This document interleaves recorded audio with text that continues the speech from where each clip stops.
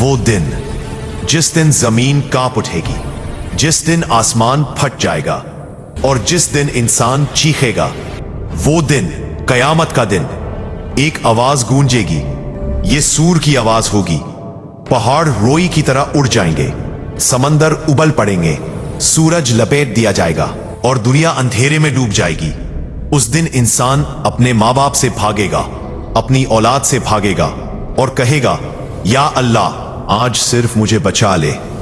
پھر قبریں کھلیں گی، انسان دوبارہ زندہ ہوں گے، خوف زدہ، ننگے پاؤں، پریشان۔